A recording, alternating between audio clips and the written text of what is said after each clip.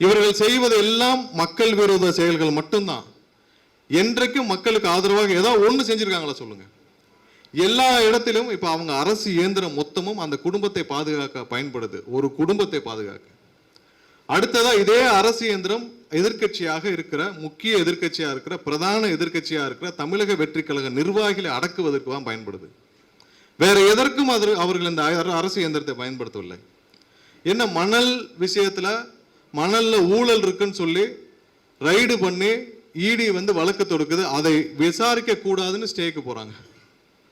சரி, அடுத்து டாஸ்மார்க்ல ஊழல் இருக்குன்னு சொல்லி சொல்றாங்க, அதையும் கொண்டு போய் ஸ்டே போட்டு சுப்ரீம் கோர்ட் வரைக்கும் போய் அதை நிப்பாட்டுறாங்க. ஏன்? நீங்க தான் சுத்தமான ஆளாச்சு, போய் விசாரணை எதிர்கொள்ள வேண்டியதானே. எஸ்வி ரியல் எஸ்டேட் மற்றும் உங்கள் ப்ராப்பர்ட்டிஸ் வழங்கும் சிஎம்டிஏவால் அங்கீகரிக்க பெற்ற அனைத்து வசதிகளுடன் கூடிய வீட்டு மனைகள் ரெடியில்ஸ், மாதவரம், பொன்னேரி, மீஞ்சூர் பகுதிகளில் உடனே வாங்கிட இன்றே தொடர்பு கொள்வீர். தொடர்பு கொள்ள வேண்டிய தொலைபேசி எண் 9791175755. நம்மளுடைய தமிழக வெற்றி கழகத்தின் தலைவர் தளபதி அண்ணன் விஜய் அவர்களின் 51வது பிறந்த தினத்தை முன்னிட்டு இன்று வழக்கறிஞர்களுக்கு புத்தகம் வழங்கும் இந்த நிகழ்ச்சிக்கு வருகை புரிந்து தலைமை உரையாற்றி புத்தகத்தை வழங்க இருக்கும் நம்முடைய கழக பொதுச் செயலாளர் ஆனந்த் அவர்களே, இந்த நிகழ்ச்சியை முன்னின்று நடத்தி கொண்டிருக்கும் நமது வழக்கறிஞர் பிரிவின் ஒருங்கிணைப்பாளர் அண்ணன் அறிவழகன் அவர்களே, மற்றும் இங்கே மேடையில் அமர்ந்திருக்கும் வழக்கறிஞர் பிரிவின் இணை ஒருங்கிணைப்பாளர்கள் மற்றும் இங்கே வருகை புரிந்திருக்கும் நமது சட்ட ஆலோசக பிரிவின் ஒருங்கிணைப்பாளர் அண்ணன் குமரேசன் அவர்களுக்கும் மற்றும் இங்கே வருகை புரிந்திருக்கும் அனைத்து வழக்கறிஞர்களுக்கும் என்னுடைய முதற்கண் வணக்கத்தை தெரிவித்துக் கொள்கிறேன். முதலாவதாக, கடந்த ஒரு மாதத்தில் கிட்டத்தட்ட 50க்கும் மேற்பட்ட வழக்குகள் நமது கழக நிர்வாகிகள் மீது தமிழகம் முழுவதும் தொடுக்கப்பட்டது. அந்த அனைத்து வழக்குகளையும், அனைத்தும் ஜோடிக்கப்பட்ட வழக்கு, காழ்ப்புணர்ச்சியால் போடப்பட்ட வழக்கு, அனைத்தும் திமுகவின் வலியுறுத்தலால் போடப்பட்ட வழக்கு. இந்த அனைத்து வழக்குகளையும் சட்டப்பூர்வமாக எதிர்கொண்டு ஒவ்வொரு இடத்திலும் எங்கெங்கே முன்ஜாமீன் பெற வேண்டுமோ அங்கே பெற்று இரவு வரை போராடி நம்முடைய நிர்வாகிகளுக்கு துணை நின்ற அனைத்து கழக வழக்கறிஞர்களுக்கும் என்னுடைய முதற்கண் நன்றியை தெரிவித்துக் கொள்கிறேன். இன்னும் அடுத்த 8 மாதங்கள் கடுமையான மாதங்களாக இருக்க போகுது, சவாலான நாட்களாக இருக்க போகிறது. ஏனென்றால் இந்த திமுக பயப்படுவது நமக்கு மட்டும்தான். வேற எந்த கட்சியை பத்தி அவங்களுக்கு பயம் இல்லை, வேற எந்த கட்சியை பத்தி அவங்களுக்கு யோசனையும் இல்லை. அவங்களுடைய ஒரே சிந்தனை, இங்க வந்து தமிழக வெற்றி கழகம் ஒவ்வொரு கிராமத்திலும் வளர்ந்து கொண்டிருக்கிறது, ஒவ்வொரு இடத்திலும் வளர்ந்து கொண்டு எப்படி இதை தடுக்கலாம்னு. இதற்கு முன்னால் முதல்வர் ஸ்டாலின் அவர்களுக்கு எங்கேயாவது ஒரு 8 மாசம் அதுக்கு முன்னாடி சொல்லிட்டு இருந்தார் 200 தொகுதிகள் நாங்க ஜெயிப்போம்னு. இப்போ 8 மாசமா, அதாவது விக்கிரவாண்டி பொதுக்கூட்டத்திற்கு அப்புறம் எங்கேயாவது இதை பற்றி சொல்ல யாராவது பார்த்திருக்கிறீங்களா? ஏன்னா அவருக்கே தெரிஞ்சு போச்சு, எக்ஸிட் மூட்ல வந்துட்டாரு. அதனாலதான் ஊட்டியில 7 நாள், மற்ற சுற்றுலாவும் ஒவ்வொரு ஊரையும் எக்ஸிட் மூடுக்கு கடைசி ஆண்டாக முதலமைச்சராக இருக்க போகிறார், அதை அனுபவித்துக் கொண்டிருக்கிறார். அந்த மூடுக்கு அவரே வந்து விட்டார். அவருடைய ஒரே பிரச்சனை, வேற எந்த எதிர்கட்சியையும் அவர்கள் சவாலாக என்று எதிர்கொண்டு வருவார்கள், ஈஸியா கடந்துருவாங்க, நம்மளுடைய தமிழக வெற்றி கழகத்தை தவிர. இந்த வழக்கெல்லாம் கிட்டத்தட்ட அந்த நம்மளுடைய மாநாடுக்கு அப்புறம் நிறைய வழக்குகள் வர ஆரம்பிச்சது. ஒரு 2-3 மாதங்களுக்கு முன்னால் நம்மளுடைய பொதுச் செயலாளர்கிட்ட பேசிட்டு இருக்கப்ப, அண்ணன் இந்த மாதிரி ஒரு சட்டமன்றத்துக்கு ஒரு 5 வழக்கறிஞர்கள் நியமிச்சலாமா அப்படின்னு பேசுறப்ப அண்ணன் சொன்னார் 5 இல்ல 10 லிஸ்ட் ரெடியா இருக்குனாரு. ஏன்னா அவர் எப்படி அப்படின்னா ஃபிங்கர் டிப்ல வச்சிருப்பார். கிட்டத்தட்ட சட்டமன்றத்திற்கு 10 பேரை ஆல்ரெடி தயார் செய்து வைத்திருக்கிறார் நம்மளுடைய பொதுச் செயலாளர் அவர்கள். இது மட்டுமில்லை, ஒவ்வொரு மாவட்டத்திற்கும் வழக்கறிஞர் பிரிவுகளை தேர்வு செய்து கையில் வைத்திருக்கிறார். தமிழகம் முழுவதும் 5000க்கும் மேற்பட்ட வழக்கறிஞர்களை கொண்ட மிகப்பெரிய வழக்கறிஞர் அணியாக இருக்க போகிறது நம்மளுடைய தமிழக வெற்றி கழகத்தின் வழக்கறிஞர். எந்த கட்சிக்கும் இப்படி கிடையாது. அடுத்த நிமிஷம் அங்கே கொண்டு போய் அங்கே வேலை செய்து அதை எடுத்துக்கொண்டு வர எல்லா விதத்திலும், அதாவது எல்லா கோர்ட்லயும், எல்லா இடத்துலயும், ஜுடிஷியல் கோர்ட்லயும், மேஜிஸ்ட்ரேட் கோர்ட்லயும், சீனியர் கோர்ட்லயும், ஹை கோர்ட்லயும், எல்லா இடத்திலும் மூத்த வழக்கறிஞர்களை கொண்ட மிகப்பெரிய ஒரு அணியாக அண்ணன் தயார் செய்து வைத்திருக்கிறார். அதெல்லாம் அடுத்தடுத்த கட்டங்களாக அண்ணன் அதை முடிவு செய்து வெளியிடுவார். அதற்கப்புறம் ஒரு மிகப்பெரிய ஒரு அனைத்து வழக்கறிஞர்களும் கொண்டு தமிழ்நாடு முழுவதும் நடத்தப்படும். ஏன்னா சட்டப்பூர்வமா என்ன செய்யணும்னு உங்களுக்கு தெரியும். இந்த ஒரு மாதமா எல்லாரையும் எடுத்திருப்பீங்க, பெயில் எடுத்திருப்பீங்க. ஆனால் ஒரு நெட்வொர்க் வேணும், ஒரு ஆர்கனைஸ்டு நெட்வொர்க் வேணும்.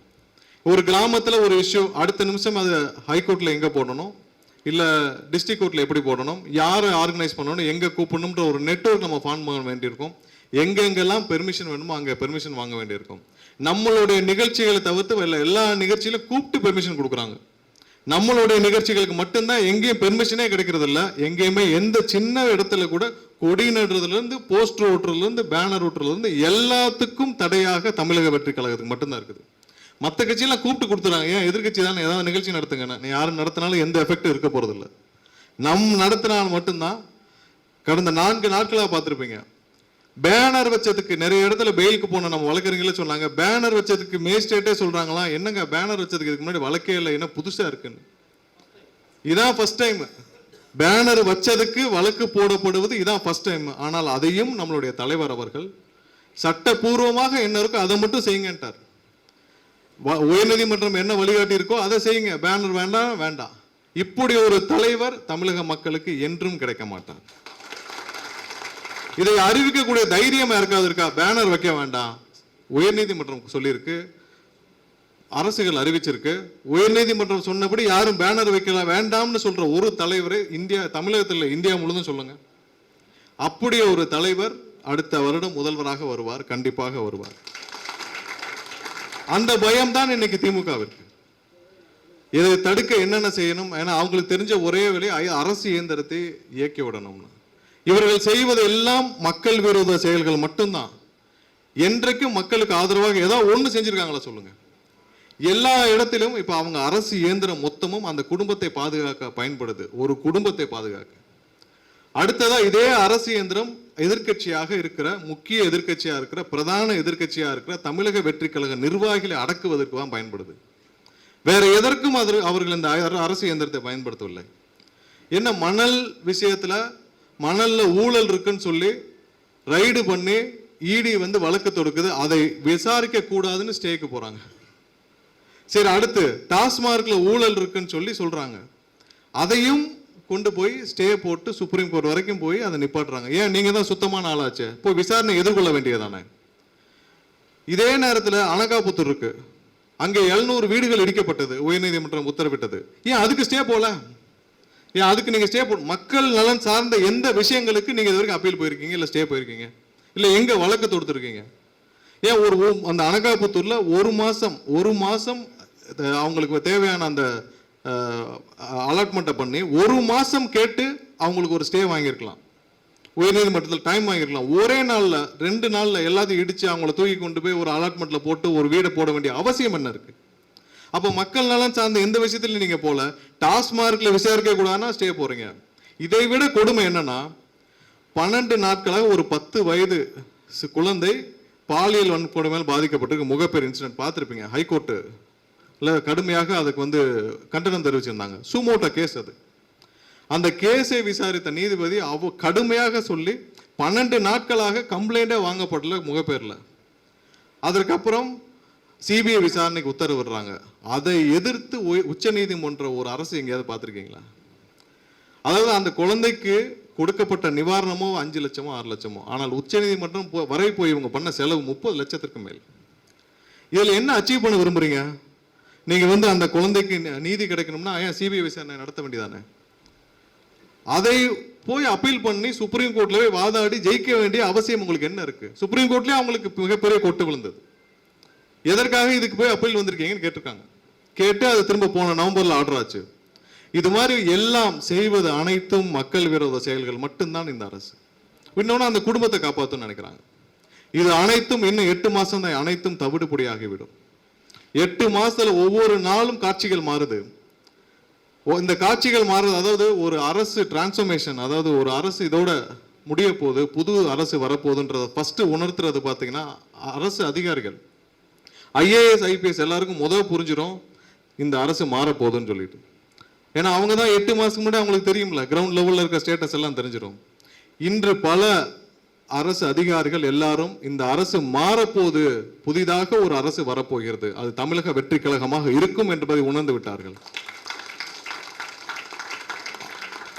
அதிகாரிகளுக்கு ஒரு வேண்டுகோள், நீங்க எங்களுக்கு சப்போர்ட் பண்ணுங்கலாம் நாங்க சொல்லல, நீங்க எங்களுக்கு சப்போர்ட் பண்ணலாம் வேண்டாம், நடுநிலையாக நடந்து கொள்ளுங்கன்னு தான் சொல்றோம். இந்த அரசை காப்பாற்றணும், இந்த குடும்பத்தை காப்பாற்ற வேண்டிய அவசியம் உங்களுக்கு கிடையாது.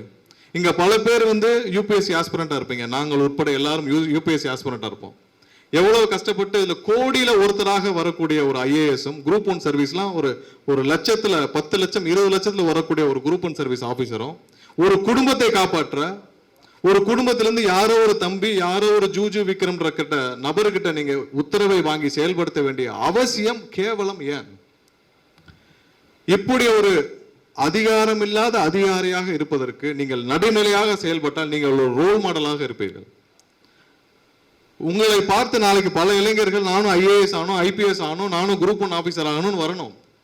அதை விட்டு இன்னைக்கு ஒரு தம்பி கிட்டையும், தம்பின்ற ஒரு நபர்கிட்டையும், இன்னைக்கு யாரோ ஜூஜுன்ற ஒரு நபர்கிட்டையும் உத்தரவுகளை வாங்கி செய்ய வேண்டிய இடத்தில் நீங்க இருந்தீங்களா? நீங்க எப்படி ரோல் மாடலா இருப்பீங்க? நீங்க எல்லாம் திறம்பட மக்களுக்காக செயல்படணும் தான் இந்த துறையை வந்திருப்பீங்க. யூபிஎஸ்சி சர்வீஸ் எடுத்திருப்பீங்க, குரூப் 1 சர்வீஸ் வந்திருப்பீங்க. அதை செயல்படுத்த முடியாத அளவுக்கு இந்த சிஸ்டம் இருக்குது. ஆனால் அடுத்த வருடம் 2026 எங்களுடைய தளபதி தலைமையிலான ஆட்சி வந்த பிறகு உங்களுக்கு மக்கள் நலன் சார்ந்த எந்த விஷயத்திற்கும் முழு சுதந்திரம் இருக்கும், கண்டிப்பாக இருக்கும். அதிகாரிகளுக்கு மரியாதை இருக்கும், உங்களுக்கு சுதந்திரம் இருக்கும். மக்கள் நலன் சார்ந்த எந்த விஷயத்தையும் செய்யக்கூடிய உங்களுக்கான முழு சுதந்திரத்தை எங்க தலைவர் கொடுப்பார். இந்த ஒரு விஷயத்தை எடுத்துக்கங்க. பேனர் வைக்காதுன்னா உயர்நீதிமன்றம் உத்தரவுனா வேண்டான்னு ஒரு அறிக்கை கொடுத்த ஒரு தலைவரை சொல்லுங்கள்.